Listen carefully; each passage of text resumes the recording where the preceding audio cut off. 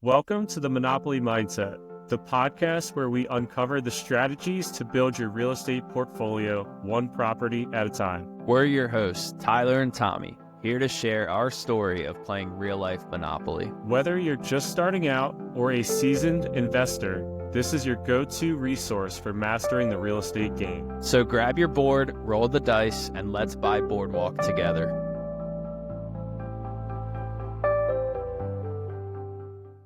Welcome back to the Monopoly Mindset, episode 14. It's crazy that we're at episode 14. I think I'm going to say that every single time we have another episode.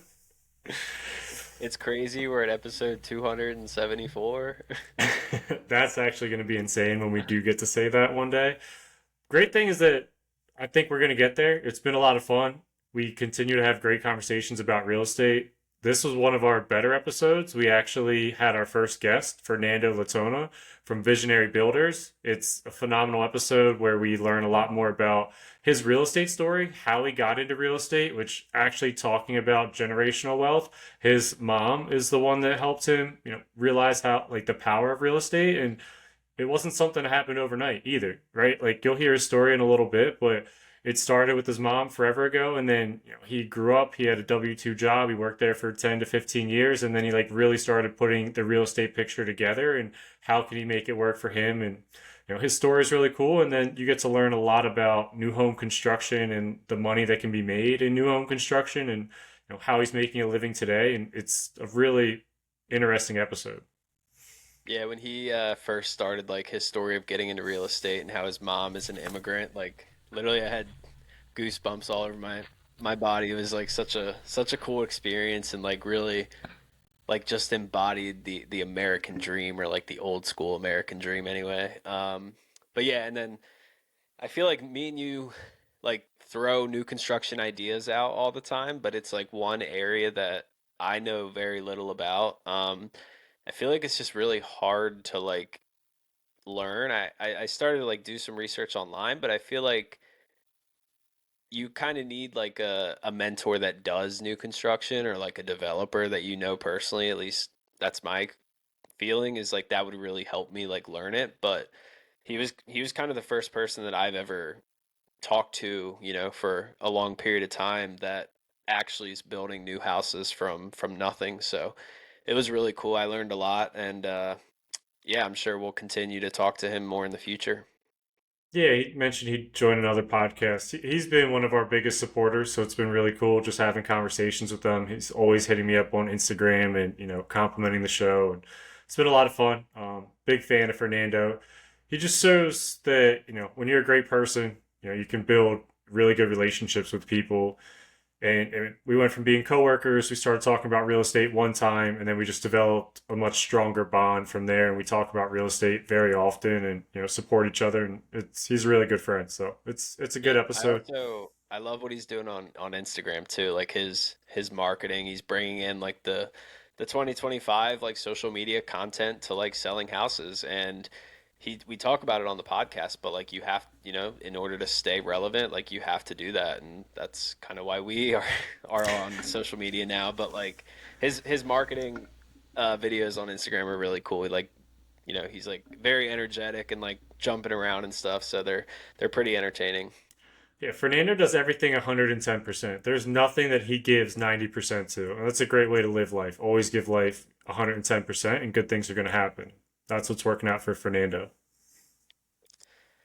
All right, so before we bring on our guests, we want to continue doing our pass and go segment, where we talk about our day-to-day real estate things that we've done this week. So Tommy, why don't you go first, and what did you do this last week? Yeah, my last week has been a lot of pushing off of things that were supposed to happen the prior week, and sometimes that happens in real estate. So the closing on Woodlawn has been pushed a little bit, but the positive is everything is finalized, and we're just waiting for the documents. They should be overnighted to me on Monday. I should sign them Monday. Actually, I'll probably get them Monday night, and then I'll notarize them Tuesday, send them back overnight for Tuesday. They'll get them Wednesday. We should be able to close on Wednesday. So that's pretty exciting. I know that I'll be closing, on the 23rd, I believe it is. So that's pretty exciting. And then also That's the on property that you're buying, right? But then you're yes, also That's the Selling property one. I'm buying. And then we also have a property that TDJ is doing seller financing on, and that should close on Wednesday as well. We have like 3/4 of the down payment, and we need the other quarter of the down payment, and that's supposed to come in on Wednesday. And that'll be pretty cool to finally get those two things that I've been dealing with for probably like 6 months each. And, just managing a project for that long can sometimes get grueling. Like you get lost. You're like, okay, yeah, I bought that house. Oh wait, I didn't necessarily buy that house yet. It's still like pending and like what's going on. And then, I sold that house. Oh well, actually, it's not officially sold yet. Like it's just been a long process. So I'm excited for both of those to be completed. Cool. All right. Yeah, I don't know what I spoke about last time. I got the still doing stuff in the Poconos. It's almost never ending. I'm so close to being done, but I got the mini splits installed. I don't think I we did an episode since then, but so they're in. I got like 3 units each, like have their own remote and everything, and then one outdoor unit. And it's funny, the we just got a review like yesterday that literally said like the AC units were great. Like the week That's that they were installed, the guy said AC is very important to me, and I was like, yeah, I know how you feel. But so I was like, thank God we got him in before that guy went there. And that's then great. You get a good review. You got your mini splits installed. That's awesome. yeah, we're up to 8 5-star reviews, so I'm hoping that we just continue down that route. Um, and then I'm still working with the Bureau Veritas to get the hot tub permit. I had an inspection for the electrical. Something wasn't up to code. The electrician came back out, fixed it, and the inspector was like, "Just send me a picture." Well, then I called like the office. They were like, "No, he has to go back out," and I've pretty much called him every single day because he already went out like a couple days ago. And they're like, yeah, we're still waiting on the report. So like we can't like advertise the hot tub yet or anything or like list it on Airbnb because technically the inspection report didn't come back, but it is full of water. So yeah, I'm excited to have that done. You had a 12-day booking, right? That's pretty Yeah, awesome. in one day I got a 5 day and a 12 day, which was awesome. The That's 12 day phenomenal. was like 10 weekdays with one weekend in between. So I still have Memorial Day open, but yeah, that was really exciting. I mean, the rates are still really low because like with Airbnb, you want to basically get as many people there as you can early on, get your reviews up. Like it's all based on reviews. Like with their algorithm, the higher reviews go to the top, right? So you want to kind of lower your rates, um, get the reviews, and then once you have a lot of reviews, you can raise your rates. So it's like a long term mindset. But yeah, 12 days, that's like super cool. Never would have guessed that. I'm like, what are they doing up there for 2 weeks? But Good for you. That's exciting. yeah. And then I actually just got home an hour ago from looking at two properties that we would actually, Danielle and I would move into. So we are kind of on the hunt to move in the next couple months. And we're going to put an offer in on one of them. It's like the coolest house we've ever been in. So we're offering very low, so we're not like getting our hopes up. But if we get it accepted, there's a ton of equity. And that would be the plan for that would basically to be like a live-in flip kind of like it needs a decent amount of cosmetic work. So we would plan on living there for like 3 years probably, and then sell it. And because we offered so low and got a good deal today, we'll have a ton of equity when we go to sell in 3 years. But yeah, I haven't I haven't hit up my realtor in Maryland and like since I bought the Poconos place like 6 months ago. So I don't know. It's just like I get super excited to like go look at properties. So I hit him up like Wednesday. We were out looking at a property on Thursday. So I guess yeah. I also looked at one that me and you wanted to buy as like a flip or maybe a burr. Very cheap. It's like listed for 120. But apparently it's not open to investors yet. It's like a foreclosure, and they offer to like owner occupied first for a couple weeks, and then if they don't get anything, they open it up to investors. So if we get there, we'll probably put an offer in on that one too. Awesome. What do you plan on doing with your current home when you do move out? Would you keep it as a Rent it out. rental? Yeah, for sure. I mean, with the amount of equity that I have, I think I think I'd be open to selling if I didn't have a 3% rate. But like when you have a Fair. 3% rate, it's like you're getting so much principal. I'm getting like 6,000 principal a year now, and every year that goes up, right? So in 2 to 3 years, it's going to be like 8,000, and it's just so hard to throw away a 3% rate, knowing that every house you're going to buy today is going to give you 6.5. So yeah, I mean it's going to cash flow really well, but that's going to offset. It's really going to offset like my new mortgage because I'm going to buy the house that we're offering on is like twice as much as our current house, and rates are going to be 6.5 to 7. So our mortgage is going to go up a lot. So the cash flow will help to offset that a little bit, but yeah, and I just can't sell a 3% rate. It's like no matter what, just I know it's the too hard. feeling. It took me a long time to convince myself to sell 3% rate. So I know what you're talking about. And ultimately I did it. It became worth it for me because there was just so much equity that and like the cash flow, like I think you'll get a little bit higher rent there than I Yeah, was getting. And you have the opportunity to do a couple different things. I know you probably won't do it, but I've joked with you I know what you're about, gonna say. either making the house a duplex or, renting it out on Airbnb as two different units as well. I think that you could do that. I know you don't want to do it and you're not going to, but I'm just going to keep planting the seed and see if it ever does stick.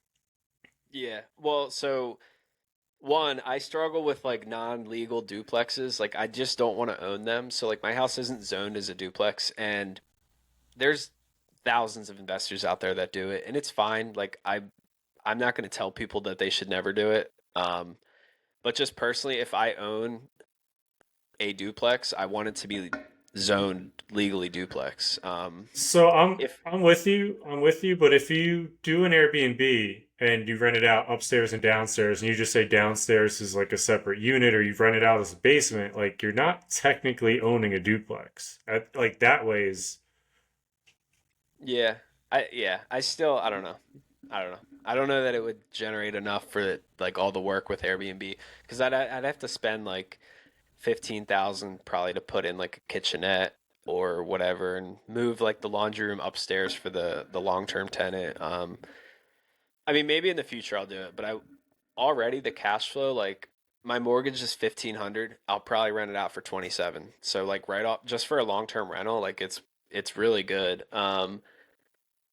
And I mentioned having a lot of equity, so like the return on equity goes down the more you have, but because I opened up this HELOC and I'm using the HELOC, I'll use it as my down payment for my next house.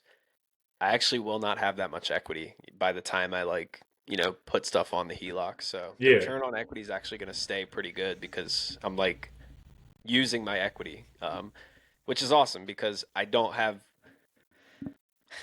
quite enough cash to buy a new property, but I'm literally just using equity in my current house to buy my next house. So it's like the like trickle down effect or whatever, like exponential growth of like not Yeah. having to save up is finally starting to feel that, and like it's a pretty good feeling. But that's from planting those seeds 4 years ago. It just takes time Yeah, and like and so many COVID like appreciation. that's why Ty and I always recommend, we'll probably do an episode where we do rent versus buy. And like I know there's so many different people out there saying that it's better to rent or it's cheaper to rent and you should rent right now. And like it might be more affordable to rent, and especially in some markets, like maybe it is. But if you can pay the extra $100 or whatever it might be to own a home, it's going to be worth it in 4 to 5 years because if you get the equity like Ty has, then you can. I'm not saying everybody has to do this, but you could leverage that equity like in the way that Ty is and use that as a down payment on a future home and can keep that, other house as a rental. And it just gives you so many options when you do own a home. You're slowly building equity. And Ty talked about it earlier. He's paying $6,000 a year towards his equity, which is huge. Over time, like at the beginning, you're paying a lot towards interest, but once you own it for 3 to 4 to 5 years, then you start paying more and more towards principal. I have two houses right now that are on a 20-year loan, and so I don't know the exact number, but I think I'm paying almost 10 to 12 grand down on those properties right now because of how it's a 4.9 rate, but because I went with a 20-year loan, I'm paying those down much quicker than paying like on a 30-year loan. So that's pretty exciting too. Yeah, and this house that we're offering on, we're gonna offer 450, and at a 6.5% rate, you're only getting on year one. I just looked it up, like 4,000 in loan pay down, which means I'm paying the P&I is like 30,000 a year almost. Actually, yeah, like almost exactly 30,000, and only 4,000 is going towards principal. So like you're paying 26,000 in interest for a year. But yeah, again, in 5 years, you'll be happy. However, I will make a couple jokes. I know Ty had a similar day to me. We both did a ton of yard work at our house today, and that makes home ownership not as fun as you would like. Sometimes you just have to take a Saturday and spend it all day outside getting stuff done. And so, both a little exhausted over here, but just the price you Yeah. pay with Well, home and ownership. there's also just a never-ending list of stuff that you have to do to your house. It just never ends. Like you'll have a list of five things, you do those five, and then there's five more. It's just constant. So yeah, I mean, it takes a lot Dude, of time, I but went outside to work on my sprinklers today, and then Paisley and Lincoln ran into the door. We have like a dog door, and they both sprinted out there and broke the dog door. So I had to like replace the screen. And I'm like, are you guys kidding me? Like, I'm supposed to be doing this. Now I'm doing a screen, and then it's like, oh, this other screen's bad. Let me replace that screen. And before you know it, you're just outside all day. So, yeah, one I'm right there with you. One other thing I wanted to touch on, just from our podcast perspective, we're getting a little bit bigger. We got a really cool shout out from David Green. If you've heard any of our episodes, we pretty much talk about David Green in almost all of them. And we tagged him in one of our posts and he accepted it. So we made it on David Green's page. It was really cool for Ty and I to like go to David Green's page and see a photo of us. Like he does a lot of stuff with a lot of other people, but there's not many people that are on his actual Instagram page, and we are right now. So that's really cool. Yeah, he added us as a collaborator in 3 months. I didn't even know what a collaborator was. It's like it was really cool because it was our second clip that we ever posted, and like I don't really have like expectations for like the podcast and views and stuff. Like I've said it 100 times, it's just like a networking thing for us. Like I just met Fernando. I wouldn't have never met him. He's a really cool like contact to have in the real estate world. So like that's why we're doing it. I don't really have like any aspirations for views and stuff. And to have our second clip get on David Green's page is pretty cool. So I still often go to David Green's page just to see our faces on it. 100%. I mean, that's the coolest thing about this is like this is a regular, Thursday night call for us. Like we just call and talk about real estate and bullshit. And so turning that into a podcast, which makes us look more reputable, but it's like this is what we're living and doing every single day anyway. It's not really that much different, just recording ourselves, letting other people know what we do, and ultimately trying to encourage some other people to get into real estate and then meet some cool people on the way. And we've already met a ton of cool people. We have a bunch of guests lined up. We're almost struggling with finding a routine of when can we interview guests, like what's a solid time that we're going to get, to lock down guests and like kind of make that on a repeating process and then cover all the other topics that we want to discuss in real estate. So really fun and exciting, some big things happening over here at the Monopoly Mindset. We look forward to growing and keeping the relationships growing. But with all that said, let's get to our first guest interview with Fernando Letona of Visionary Builders. Yep, let's do it. With us today, we have a fellow Comcaster, husband, father of four, fisherman, realtor, and owner of Visionary Builders, where they make the vision of your dream home into a reality. Let's welcome Fernando Letona. Wow. Man, I don't even know what to say after that introduction. Bring out all the stops for the I first like guest. that. I like that. It's a pleasure. Thank you very much for having me on the show. I really appreciate it, guys. Yeah, thanks for So, being our first guest. We're really excited to learn more about your story. Again, being in new construction, like I said, that's probably the part of real estate that I feel like I know the least amount. So I'm definitely excited to hear your story. So why don't you just start off by telling us a little bit about your background and kind of what made you want to get into real estate? Very cool. Um, So my background, I am a Queens, New York native. I was born and raised in Queens. Um, my mom, she migrated from Guatemala over to New York. That's where we pretty much spent our entire lives. Fast forward, she relocated to Florida maybe I'm gonna say 22 years ago.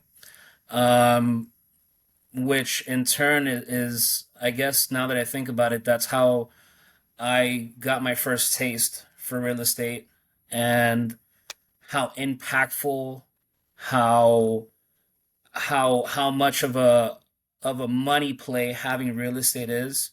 I remember she bought her first house when interest rates, she was just saying this to me, interest rates back in New York back in the 90s, they were at 11% for interest rates. And mind you, you couldn't even make a lot of money back then. And she said, now she's a big part of what I do now. She's my motivator. She came here with $80 in a dream, and she said, "Hey, this is America. This is the country of dreams. This is where if you put your work in, you could do whatever you want." And still to this day, she lives, breathes that. I never forget it. And fast forward, to now, she's like, we always talk real estate and hey, what do you think the market's going to do? Hey, do you want to keep investing? And she reminds me, she says, hey, back when I didn't know anything about real estate, I didn't even know what I was doing. I decided to buy a house in Queens, New York. Interest rates were at 11%. I didn't even know what that meant. Everybody was freaking out, but I just went and did it and I bought it. She sold that house for like $750,000 20 years ago. She bought that house for like 120K. She renovated it. They had no idea what they were doing. She renovated it, um, sold the house, came to Florida, moved to Lehigh Acres, Florida, which is where I presently am. And this is where I presently build the empire.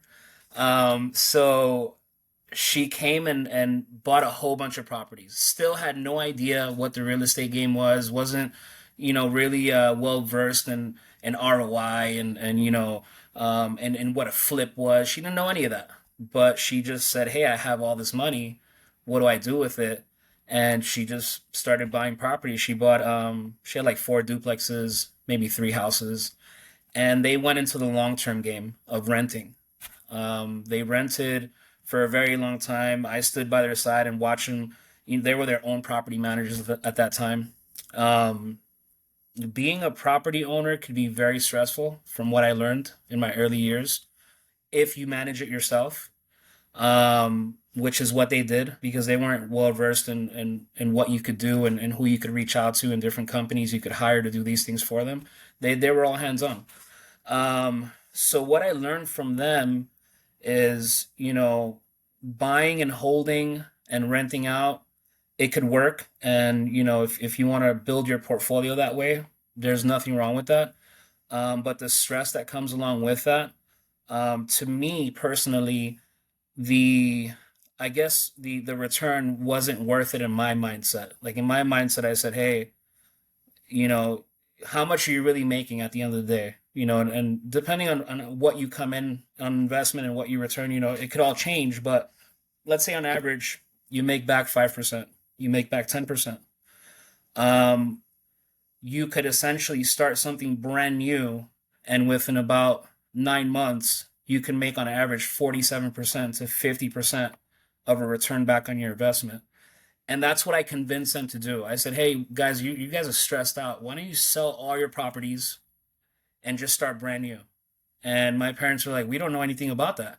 And I said, just hire a GC, hire a GC, let's see what it's all about. And they did that. Unfortunately, is one of those unfortunate stories where they went with someone that they ended up losing a lot of money with. They were inexperienced. They didn't know what to look out for. They trusted the first person that they found. Cheaper is not typically the best option.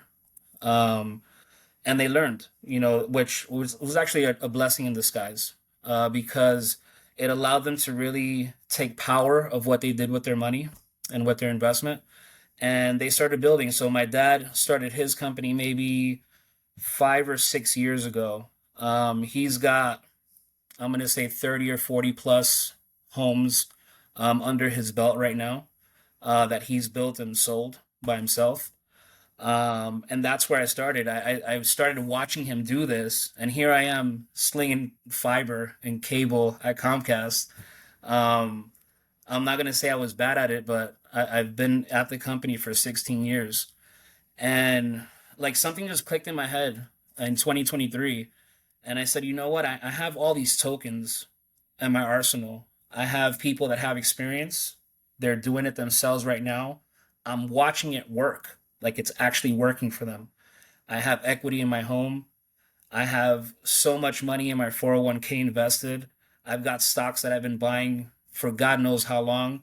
Yes, it's making me money, but I feel like I have power right now. I have buying power. So I was telling my wife, I was like, I have a vision. Like I'm gonna build something. I don't know what I'm gonna do, but I'm gonna do something. And I put my money where my mouth was, and I cashed out. I cashed out on everything. I took every single bit of 401k money that I could possibly get. I borrowed against it. I'm not too keen on borrowing from banks, um, but a 401k loan, I was essentially paying back. I was paying back an interest to myself. So I really, in my mind, I wasn't really losing much. So at Um, that point, did you just take the 401k loan or did you end up cashing it all out yeah, completely? no, I took the 401 because remember, if you're still working at a company, you can't just take everything out. Oh yeah, that is Um, true. If you work at a company, you can't take your 401k and cash it right, out. right, If you didn't work at that company, is that something you would have done at that time? all day long, all day long, no questions asked. I would do it without even thinking. Because if you really look at what your returns are, at best, maybe 11-ish%, 7-ish% on your 401k. And if you take all that money out, let's say you've got 300k, and you invest that into a home, with that 300k, you'll probably see, maybe 150 return.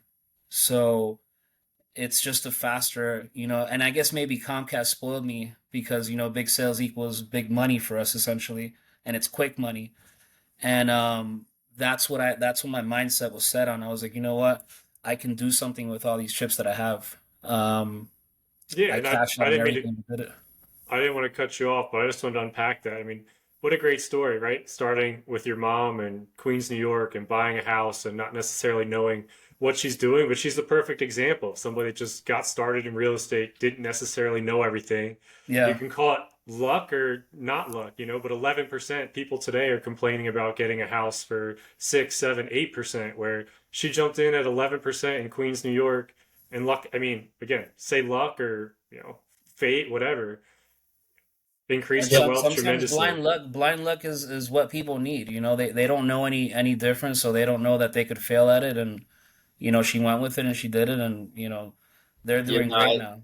I literally had goosebumps when you were saying come to America with $80, and it's like that really is the American dream. And to your point about in the 90s when rates were that high, it kind of reminds me of COVID when I got started. I bought my first house in 2021, and that was everybody was same thing, like what's the market going to do? Rates at the time were like zero or 2 to 3%, but it was like the same idea of like is the housing market going to crash? Like don't buy right now, it's crazy. But yeah, no, that's awesome. And actually to your 401k, so the last episode that we recorded, it will come out before this one, was the whole topic 401k versus real estate. And I come from my dad worked at Vanguard for 30 years. So like I come from a super 401k heavy mindset, and you're exactly right. You can just expect 10% over 30, 40 years. But when you start to like get into the world of entrepreneurship, you realize that 10% is like not that great. And I still invest in both. I like having I like having my 401k as like a security blanket in case the real estate end like really hits the fan, but I've definitely started to like shift my mindset of like, do I want to max it out when I could take that money and invest in myself really and invest in real estate and also with that 10% return, you have no control over any of it, right? Which if you have an entrepreneurial mindset, you want to have control over your money and you know, real estate gives you that. Yeah, And I so I don't, would and I, let me go let ahead. me not knock 401k. Like I Yeah, don't knock it. I still have a lot in my 401k. Um, but like I said, I just use it as a tool. I had it available to me, and I said, you know what, I can make quicker returns if I use my money in a different way, and that's all I did. Remember, with whatever I've profited, it goes right back to my 401k essentially. So I'm still pro 401k. Um, but I still believe, like you said, I can make the money faster, and I like that part of it, which is why I got into new construction. and Ty, that's something maybe we should redo last week's episode, or I'd like to add on with Fernando's 50% profit model. I think that we can definitely beat the 401k going with his 50% model. Yeah, but like we said last week, it's not a fair comparison because building a home is a job. A 401k is purely an investment, right? You set it and forget it. You don't spend any time on it. I'm assuming to get that 50% return, you have to put in a ton of hours a week or a month to to actually build a home. Oh, I just make it look easy. Tom just watches the cool videos I make, and he likes them, and he laughs at them sometimes. But no, this is beyond a full-time thing. This is not a set it and forget it type of thing. You have to be fully engaged in every single piece of the build from beginning to absolute end. There is no shut off to it. There is no here, let me, it's not, it's, you are the machine. You're the heart of the machine. You have to make sure that from beginning to end, you're oiling the machine. You're constantly feeding the machine. Like this is not a hands off type of thing. And I mean, a lot of people, they've engineered their building to maybe be more hands off. I don't. Like, I want to be fully involved from beginning to end, which with me, I think it's made me um I guess stick out from the rest of the people because I make sure that everything is well done. I don't cut any corners. I have expectancies, and to me they have to be met. And I'm real strict on how I build things and what I want to see, and the quality shows. And thank God, so far my track record has been pretty good in such an inundated market. Where right now we're about 7 months of inventory on homes where I live specifically. I think what every does that month. what does that number mean? I actually saw a post on it this morning and it said like in Florida, it looked at different cities, and my brother lives in Fort Lauderdale, so it said like Fort Lauderdale has 9 months of inventory, and Florida was like the highest number of months. What exactly does that metric mean? So, for example, just in every month right now, homes that are being CO'd, these are brand new construction in my county alone. This month we're set to release 460 brand new homes in my small city alone. So that doesn't even include Cape Coral. It doesn't include Naples. It doesn't include Punta Gorda. That's just in my small city. That's 460. So if you take that number, multiply it times the seven, that's essentially what you're looking at inventory wise. It's just ridiculous how many homes are being built in my area right now. So that's just to give you a little bit of insight of how competitive the market is. And that number has almost tripled within the past 3 years. It wasn't this way when I first started. When I first started in 23, there were probably 100 homes, at max coming out of county for COs. Now we're getting close to 500 a month, and we have big investors coming into our area, literally, having there's I think in permitting right now there's over 2 or 3 thousand homes right now in permitting in just our little city. So it's increasingly, just gone up, and it's projected to keep on growing. I happen to be in an area that has a lot of land, so there's still a lot to build out. I think from when I look at the numbers, we probably have 5 or 6 years before we're completely built out to, let's say, in comparison to a Fort Lauderdale or a West Palm Beach area. So Yeah. we're about maybe 5 or 6 years away from that. Okay. So it's a tough market. It's getting tougher, and really, what sets you apart is the quality of your builds, the cool videos that you throw out there. Yeah, Um, social media, My right? favorite video is the video at 6 a.m. when Fernando's going to get, cement poured for his foundation before he has to go back to his W-2 job. So yeah, he's just waking up, between the kids and, this additional home building and his W-2 job. He's working around the clock. yeah, yeah. There's no stopping.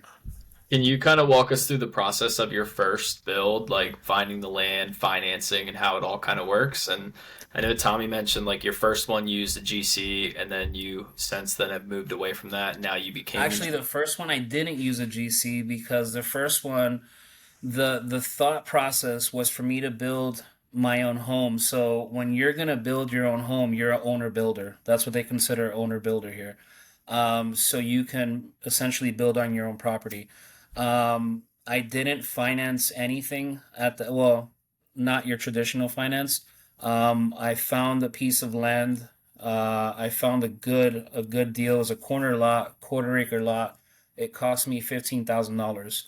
Um, Now, if I try to get a piece of land in that area, it's going to be $30,000 to $35,000. So from 2023 to now, it's almost doubled. It's actually, yeah, it's more than doubled. Um, I bought the piece of land, corner acre, a corner lot, quarter acre, and I essentially started building. So what it looks like is, you buy your land, you clear your land, depending on how much you have to clear. Land clearing could cost you anywhere from $3,000 to $5,000. Um, After that, you set your surveys, your boundary surveys. That kind of lets you know your elevations, how high you have to be, from ground level on the floor, and then that essentially, dictates, depending on the size of the house as well, how much dirt you have to drop. So I believe in that time, dirt was probably $220 a load. I probably went through 45 loads. I remember I paid like maybe in dirt alone anywhere from $10,000 to $14,000 in dirt. And then you just start from there. You make sure your compaction is correct. Um, And the you dirt get your for and flooding. so in my specific area, there is no flood area. We're kind of inland. There are some areas that are prone to flooding, but that's something you do your due diligence on. You make sure that whatever land you're going to get, it's not in the flood zone. Check out FEMA's website, and they kind of give you some insight on what to look for. I'm very familiar with the area that I live in, so I kind of knew, what to kind of look out for. Um, and I went for it. I bought that lot. It worked out phenomenal, and I started building from there. So, just to give you guys some insight on what costs are, by the time you have your shell up, from buying the land to having your shell up, you're probably around $50,000 to $60,000 in, to having your full shell. Um, by the time you have a roof up, you're maybe about 70 to 80,000. And then I'm gonna say once you have, pretty much your framing done and drywalling and stuff, you're about 130 in. My first house I invested total was about $250,000. I ended up selling that house at 395. So I netted a good amount of money. Um, but that kind of, what what I learned in that early stages I didn't like paying people to sell my house. And I said, it hurts to have to pay 18,000 or $19,000 to sell a home when my main career was to sell.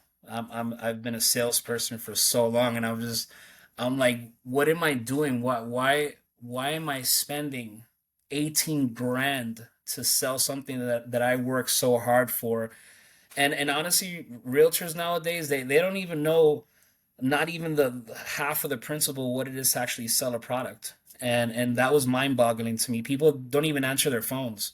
And I said, you know what? I got to change this. I just can't do this. And I decided, you know what? I'm going to get my real estate license. And I started doing that. So I started studying, and it took me a long time because I was still building in between in between trying to get my license. But I finally got it. I think I got it last year. So now every house that I build, I'm actually the listing agent, and it allows me to retain, a higher profit margin, and, in turn, be able to invest more into real estate.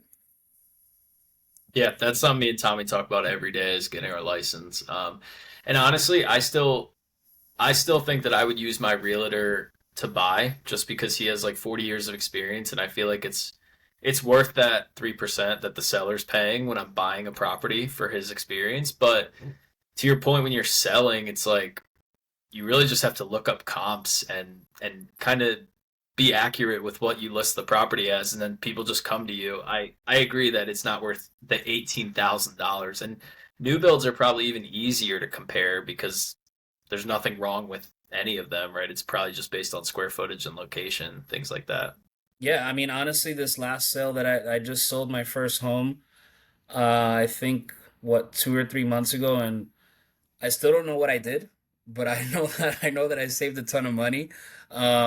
I have a lot of friends that are realtors. They kind of guided me through the whole process, and like you said, um, you have a brand new product. It's a brand new construction home, so it's not really like everyone knows when they walk into the house what it is that they're getting. They people on that home, I still had a private inspector come in and inspect the home and stuff like that. Um, but essentially, you have a brand new, right out the package house. So it kind of sells itself if you do it right. I gotta Um, believe you're much different. Like, to my knowledge of a lot of new home constructions, or even when I see neighborhoods and whatnot today, it's usually like a community that was built by like a larger builder that's bought like 500 home or built 500 homes, right? Like, I don't see too often like the Fernandos of the world or the visionary builders of the world that are, hey, we're a mom and pop home builder.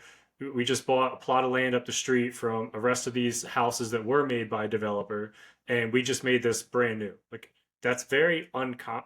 I think it's uncommon. I could be wrong, but it seems like it's almost a cooler way to buy a brand new house. And like, I used to sell cars.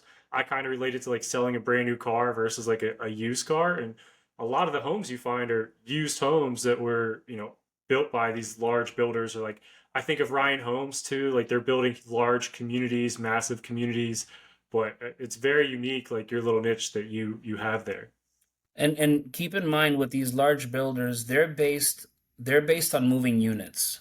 Yeah, Um, so with a unit based business model, they're not really too concerned about high end everything. You're going to pay for everything that you end up upgrading, and they're not too motivated by that. They're more motivated by moving volume. So when you build with a Lennar or a Pulte, you're gonna see a very cookie cutter type of home. You're not too much customization, and if you do customize, it's gonna cost you a lot. When you go with a private builder, you have the ability to kind of, visualize the home you want to live in, and choose, the finishes, whether it's, a darker style tile, or you want a black, countertop versus a white quartz. So it gives you the ability to really customize your home, and not really spend that top dollar. and you know, you just have in my experience, from what I've seen and from all my realtor friends, what they share with me. I have a lot of people that actually work for Lennar, and they sell a lot of spec homes. Um, the prices that I'm able to provide and the finishes that I'm able to give, it's unheard of in that world.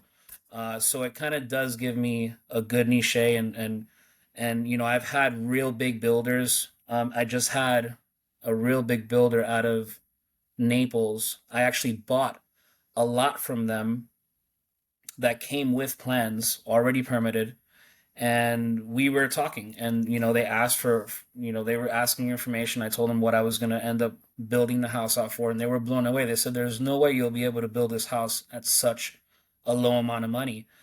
And they came down from Naples, and they came and they walked my property, and they were blown away. They said, for the amount of money that you're building this house for, when they see a big company try to build something like that, like subcontractors, they automatically want to charge more money. But when it's someone lower level, subcontractors tend to work better deals out with people that are lower level, um, and it helps, you know, negotiation. But when you're a big company, you know, they know you're volume based. They're gonna charge you top dollar for everything. So that in itself allows me to be able to build at a very minimal price compared to these, you know, big companies. Well, let's Who not charge me. downplay yourself. You're the big man on the block. You're awesome.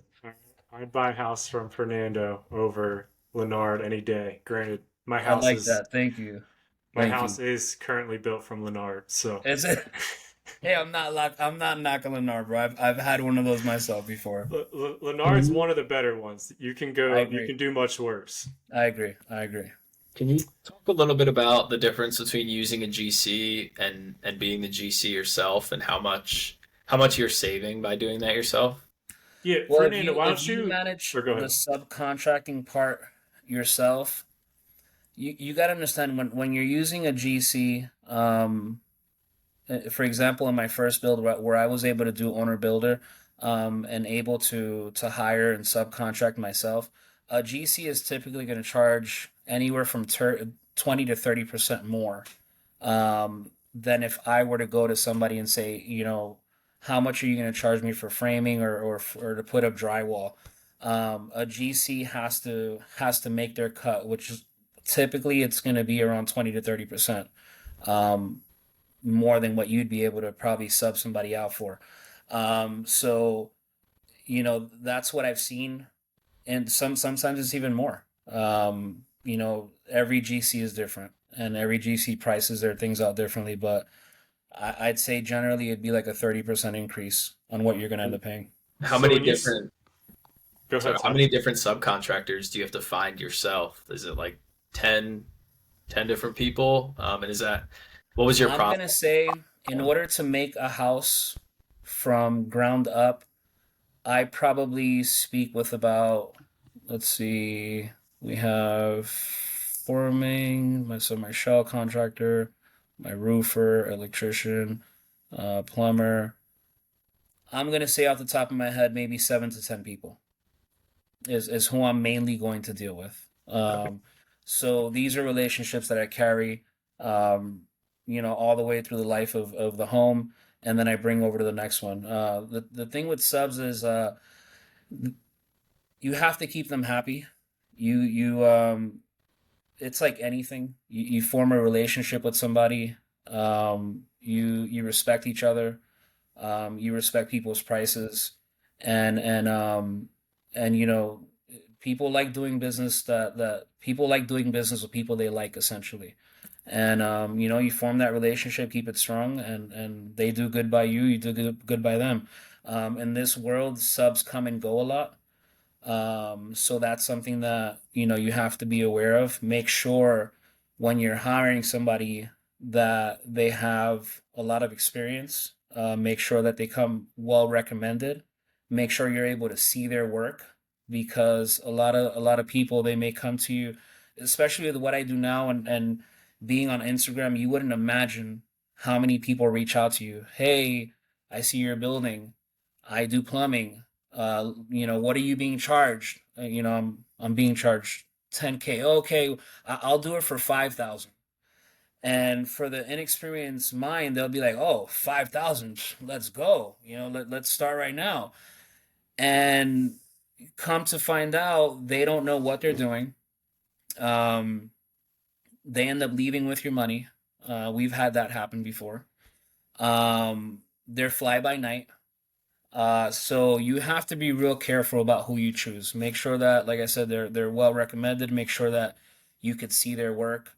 Make sure they're licensed. Make sure that they're insured. All of these things are precautions that you have to take throughout the building process. Make sure that you insure your property. A lot of people, they start building homes and they start dumping all of their money into a property. And let's say they have $300,000 locked in a home, and it's essentially locked into that property until you sell it, and they have no insurance on this home. So let's say your drywaller screws into an electric cable behind the wall, causes a fire, and in 2 seconds the whole house is gone. What happens to your money? Um, so builder's risk. If anyone is interested in getting into new construction, builder's risk insurance, it costs you maybe $1,000 to insure 250 grand. It's well worth the money.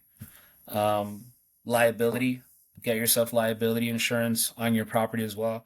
Essentially, protect yourself. This is your investment. Protect it, just like you would protect your brand new car or your brand new boat. Protect your investment. Um, so yeah, that's what I have to say about that. Cool. Tommy, do you have anything? I got 100 questions, but No, you're good. I was going to just talk about like when you mentioned going between a GC or doing it yourself. I mean, when you're talking 25 to 30%, I mean that's almost 60 to $75,000 off of that 250. So if you're buying it for two or building it for 250, but then you add the GC, now you're building it for what, like 315, 325. And so if you're selling it for 400 and you're paying that realtor commission, you can like the markup gets a lot smaller. You're still making a very decent amount of money, You're, right? you're But still going to make 50 to 60 grand, right? yeah, But we're talking about making 120 grand net yeah. compared to that money. So it's a big, I'd be cool if I'd only lose 15 or 20K, but that's a big, that's a big gap there. And so walk me through, I believe if I remember your story correctly, when you went from your first house to your second house and you had a ton of experience and you had some of the subcontractors that you were going to reuse, you kind of, I don't want to say nickel and dimed them, but you kind of realized like, hey, I like this sub, I don't like that sub. And you replaced some and you got some better deals and you knew where to buy certain products versus buying them through the subs. Maybe you're going direct if I'm remembering your story correctly. Yeah, So that's a good can that's you a good memory. can you thank you. I try. It comes with being a sales rep. But can you speak to just like the difference from house one to house two, where you made some extra savings? So I'm gonna say that within house one and house two, I was able to make 20% more on my earnings by bringing all the suppliers myself. So I essentially no longer bought all of my materials through my subs, because the name of the game is always adding more money on top of whatever it is, whether it's labor, whether it's material.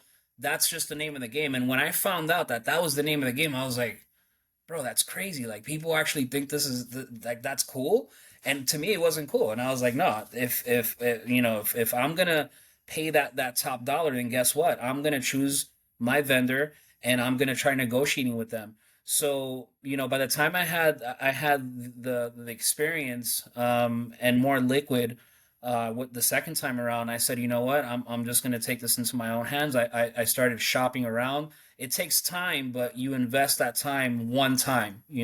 And once you invest that time one time, that just keeps on paying you all the way throughout the whole process. And then you know what to look for, and then you know how to talk to the suppliers, and you have more buying power as you go forward. So even with Lowe's, even with Home Depot, like now I have I'm on some preferred supplier list with them, and even buying direct with them, I get crazy amount of discounts. And just doing that part alone, it made me 20% back on my return just by contacting, whether it's mill workers for doors and baseboards and all that stuff. I started buying that myself. You create account with them. You create. I actually have. I'm a vendor for impact doors and windows now. So I actually became like an actual legit vendor, and I don't resell to anybody, but I just utilize it myself. And it saves me a ton of money. Again, it's a lot of time, but if this is what your bread and butter is going to be, it's good that you have the ability to know the industry. You know when you're being taken advantage of. You know when you're getting a good deal, or when you're getting a bad deal. So, good call out. That was something huge that I learned my second time around. Yeah, but you're making 20% more on $120,000, right? That's So huge. you're taking that 120 and now you're almost making 30 extra grand. So now you're making 150, and Yep. then on top of making the 150, you're now selling the home. So if you're selling it for 500 and you're making 3% of that, you're making another 15. So it's really taking, the home building process and, exponentially growing throughout it and finding a way to, let's say, nickel and dime, but make as much money as possible throughout the process. And you're doing an impeccable job. Like, you're doing a very good job. You're being extremely efficient. You're not rushing through the process. You're going about it the right way and doing everything correctly. And because of that, you're building trust with your customers, with your subcontractors, and really doing a great job, Fernando. Thank you, thank you. And that actually brings me to, I was watching one of your clips, something about Mr. Green or something, and he was talking Do, about. do you know Um, who David Green is? I started following him after I saw your guys' podcast. He's our like real estate idol. Is he really?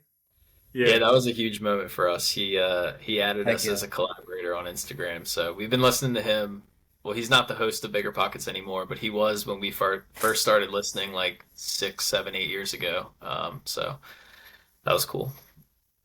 But Yeah, and he was talking about putting in work, right? And how, you would essentially not have to borrow more through banks and lose money that way and all that. And this is part of that. You putting in that work, um, putting in that effort and that time, it equates money at the end of the day. And I loved hearing that from that podcast, because a lot of people don't see it that way. They just say, hey, we could borrow tons of money, and even now I have so much borrowing power, but still, to me, I don't want to borrow the money. I want to be able to, it might take me a little longer, but I'm gonna be able to retain a lot more of that profit.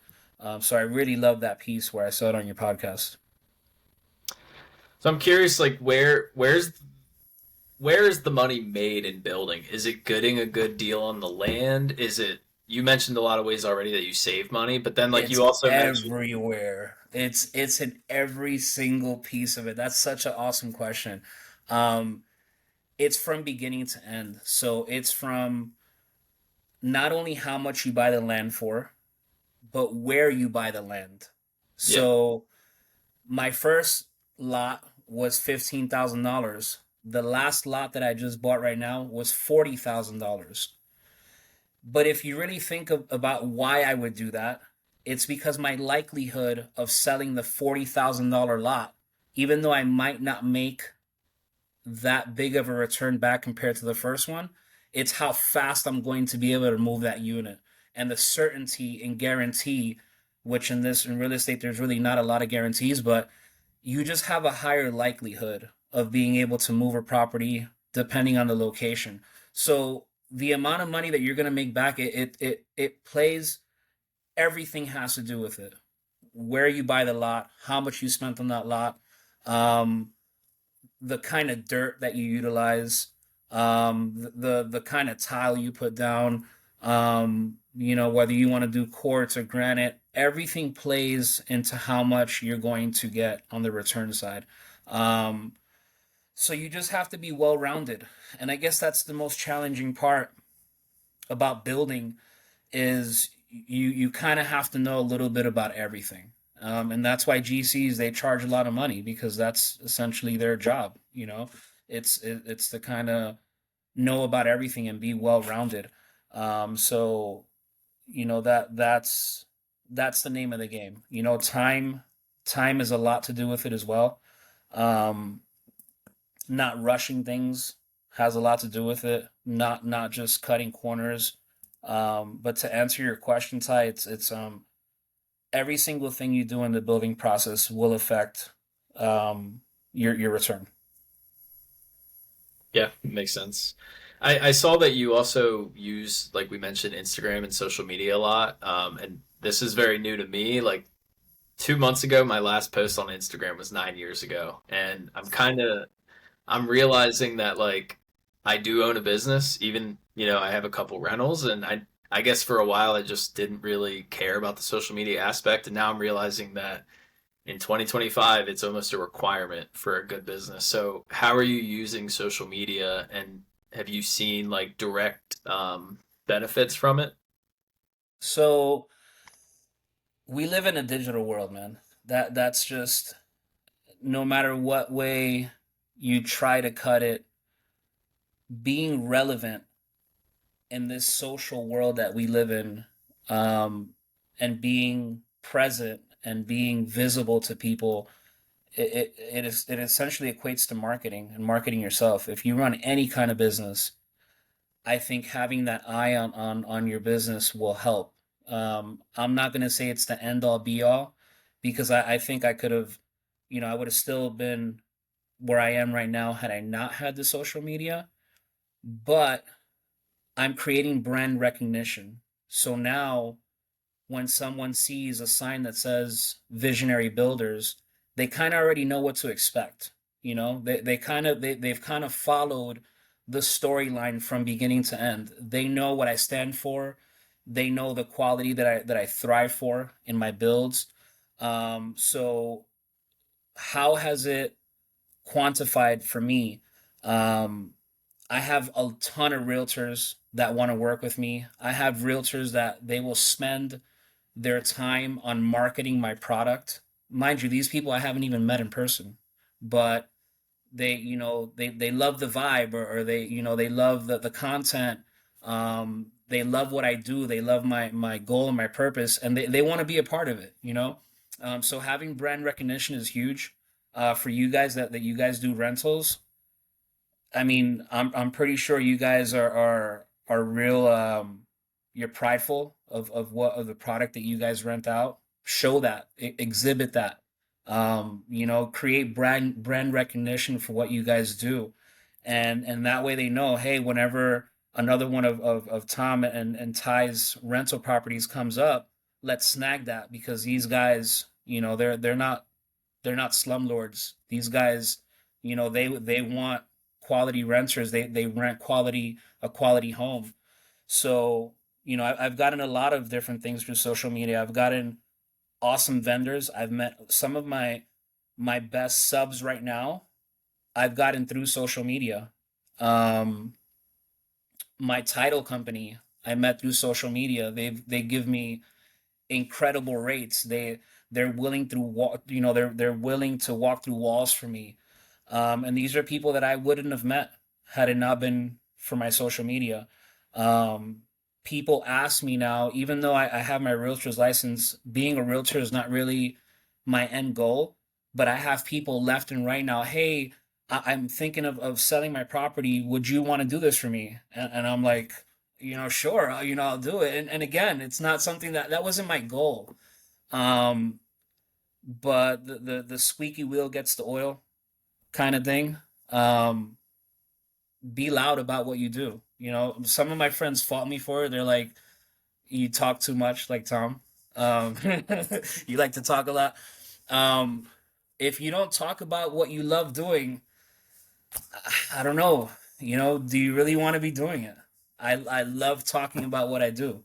Um, and I think it's opened a lot of doors for me. I still have yet to see the negative of having social media. Yeah, I mean it's all free, right? It's free marketing unless you're doing like paid ads. And to your point, we're doing the whole podcast for networking. And already through this, I feel like I've met so many people that are just like, "Hey, I'm also into real estate." Like that's cool. Like yourself, I've didn't meet you until today, and now if I want to move to Florida and do a new build, I got somebody in my pocket. So Bro, let's go.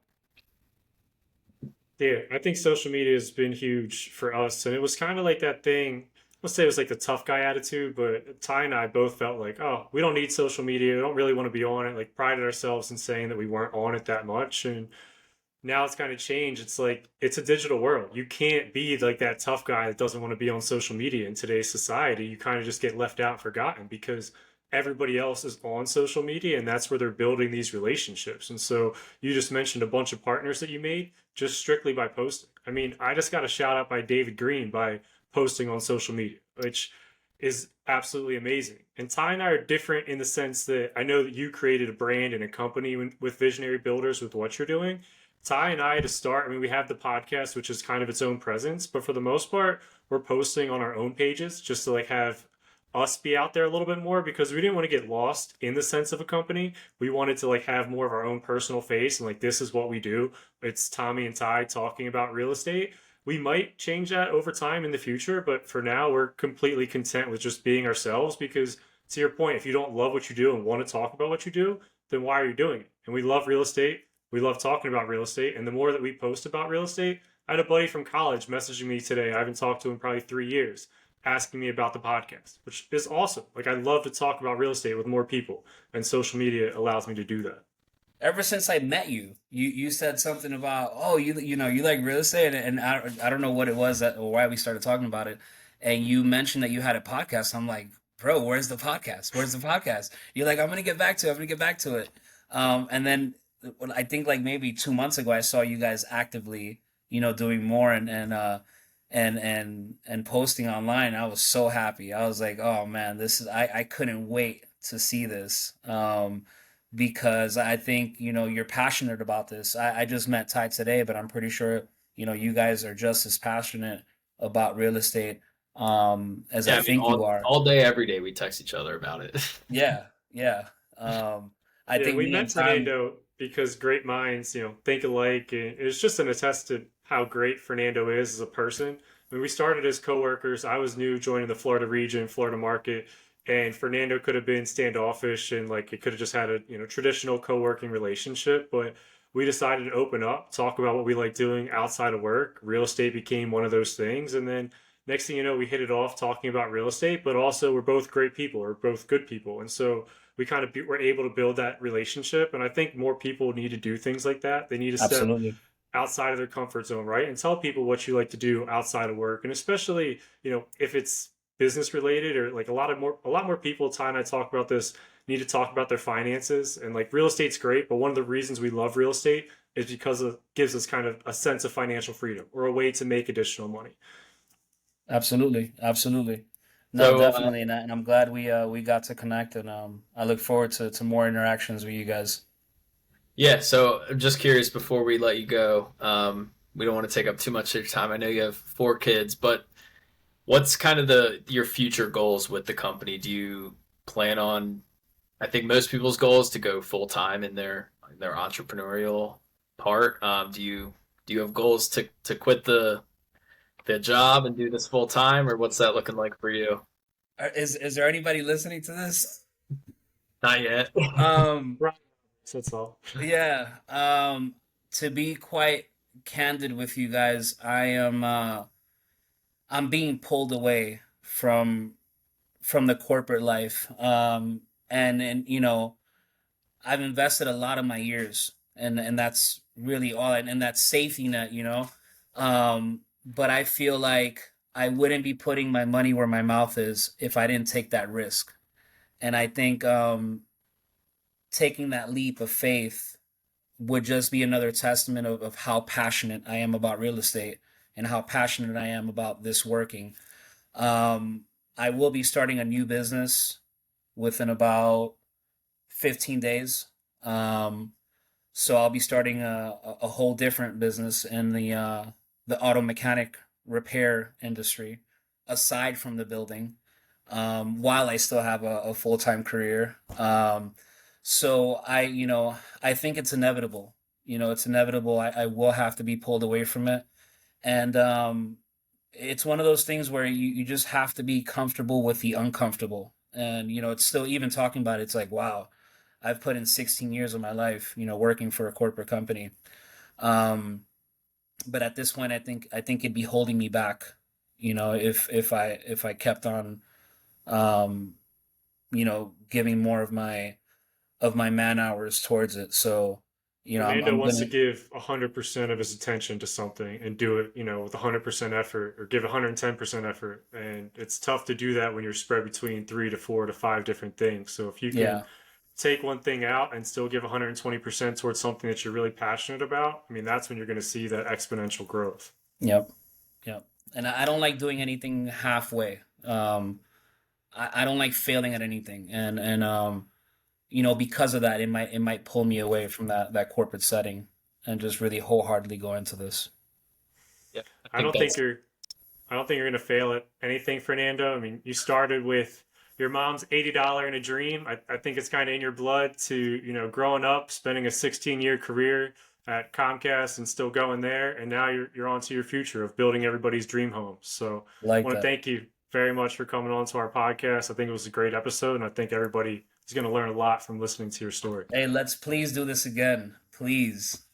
Whenever yeah. you guys are 3 mil subs in, I still want to invite. I'll go knock on your door, Tom. I know where you work. Yeah, we'll You're definitely have you welcome. back. Where so what is your social media page? We'll link it in the description, but do you have a website? Or do you want people to know? Visionary underscore BLDRS. So visionary underscore builders is my Instagram. And what part of Um, Florida do you mostly build in? in Southwest Florida. Southwest. Okay. Yep, Awesome. Southwest. Well, thanks again. We really appreciate it. Whenever you're down here, Ty, let me know. I'll take you fishing. All right. You'll Deep probably sea. take tie fishing before me. I see how it is. Bro, he likes fishing already, so I I told you like get into fishing. I fishing. like Fernando. I'm down. All right, let's go. Let's go. We'll make it Hey guys, happen. it's a pleasure. Thank you so much for having me on the show.